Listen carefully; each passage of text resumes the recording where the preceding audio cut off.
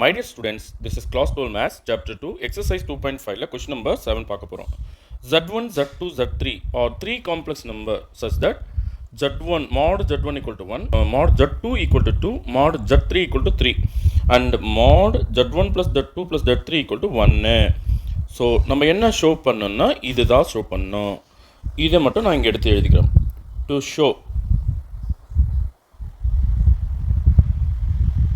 9Z1 Z2 4Z1 Z3 plus Z2 Z3 இங்கே நான் சும்மா ஒரு 1 போட்டுக்கிறேன், மீனிங் மாறாது.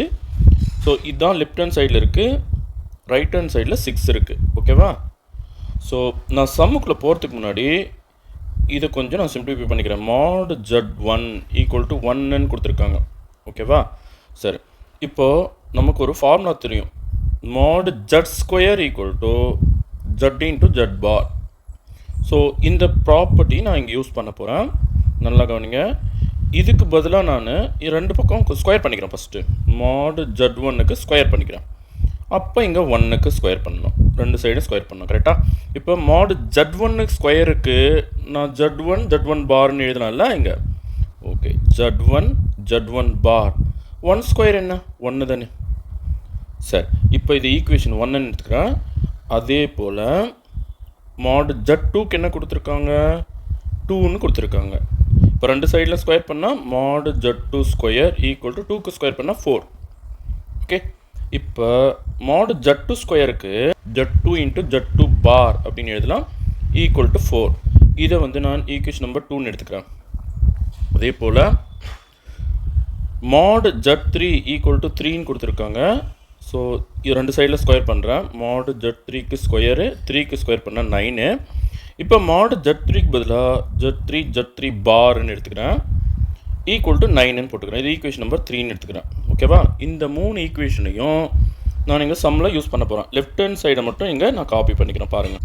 ஸோ இதான் என்னோட லெஃப்ட் ஹேண்ட் சைடு. ஸோ இந்த லெஃப்ட் ஹேண்ட் சைடில் ஈக்குவேஷன் நம்பர் 1 2 3 நான் யூஸ் பண்ண போகிறேன். ஃப்ரம் 1 2 and 3 இந்த 3 ஈக்குவேஷனை நான் யூஸ் பண்ணும்போது mod இந்த 9க்கு பதிலாக நான் என்ன போடுறேன்னா இங்கே வந்துருக்கு பாருங்கள், Z3 பார்னு போட்டுக்க போகிறேன்.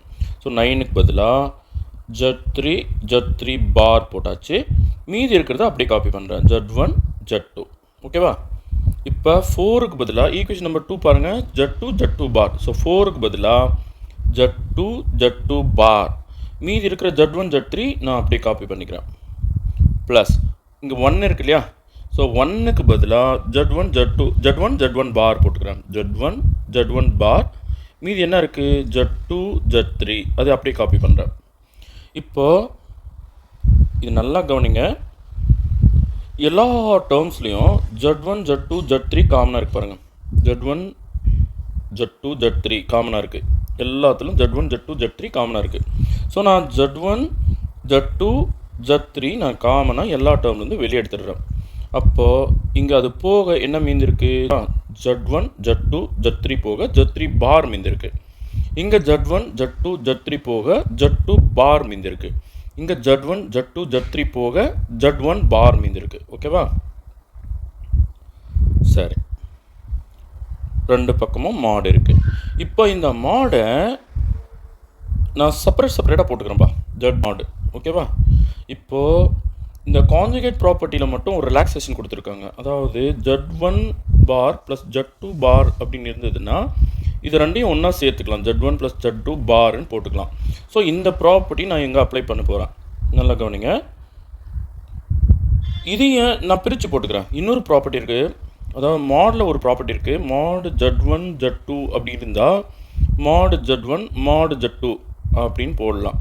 ஸோ இந்த ப்ராப்பர்ட்டியை இங்கே யூஸ் பண்ண போகிறேன். ஓகேவா?